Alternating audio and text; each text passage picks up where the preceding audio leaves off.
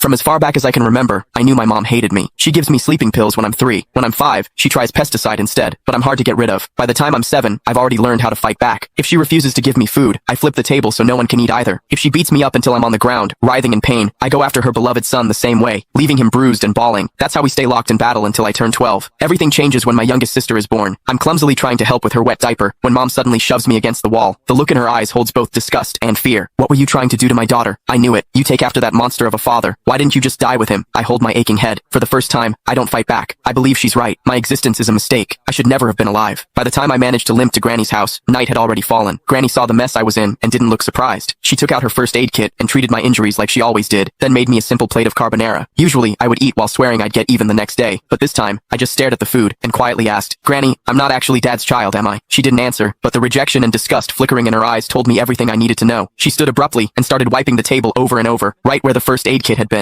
That was when I realized that my blood was something they all wanted to stay away from. I was the son of a rapist. No wonder mom hated me. A sickening feeling rose in my throat. I bolted outside and leaned against the fence, retching. The night air stung the scrapes on my face. Before, whenever mom hit me, I told myself she owed me for every bruise she'd inflicted on me. One day, I'd make her pay them back. But now, I didn't think I could even look her in the eye. I didn't stay at Granny's. She didn't come after me either. Instead, I wandered the streets with no idea where to go. That was when I saw a family outside a restaurant. They were celebrating someone's birthday, smiling and laughing. The woman in the middle was probably the mother. She looked so happy that I instinctively took a step back. Last year, on mom's birthday, she'd smiled just like that before she saw me. The moment she saw me walk in, her smile vanished, replaced with utter disgust. Back then, we had an essay with the theme, My Mother. I wrote that mom was a heartless villain. My teacher dragged me into her office and lectured me for an entire period. I barely heard most of it. I only remembered her saying, "No mother in this world would ever stop loving her child." I believed her. I saved money from collecting recyclables and bought my mom a birthday cake. I just wanted a hug, the same kind she gave my brother, Casper Willis. But her frigid expression was like a stab in the heart. I felt like a fool, standing there with that cake in my hands. Anger overwhelmed me. When no one was looking, I went out and caught a couple of frogs in the garden. Then, I hid them in the cake. I could still remember the way she screamed when they jumped out. Back then, I felt a twisted sense of satisfaction. I thought she didn't deserve to be a mother. I thought she had it coming. But now, I know the truth. The one who didn't deserve anything was me. My existence itself had hurt her. As I watched that mother's smile through the restaurant window, I made a decision. This year, for mom's birthday, I would give her a gift she would truly be happy with, one that would free her completely. I decided to die. Once that thought took root in my mind, my steps felt lighter. I even started planning how to do it without troubling anyone. I needed to do something that wouldn't leave a mess. But before I could carry out my plan, a patrolling officer spotted me and brought me home. Mom answered the door. As the door shut behind us, I stared at the floor, unable to meet her eyes. Her icy tone sliced through the air. "Why didn't you just die out there?" I almost snapped back, but I forced the words down before they came out. Still, as I stared at her back, I couldn't stop myself from asking, what would you do if I really did die? Would she be the least bit sad? "If you've got the guts, hurry up and do it. I'd celebrate." She walked straight into my sibling's room and closed the door. I stood rooted to my spot in the living room. After a long while, I wiped my face and let out a humorless laugh. Mom would definitely like the birthday present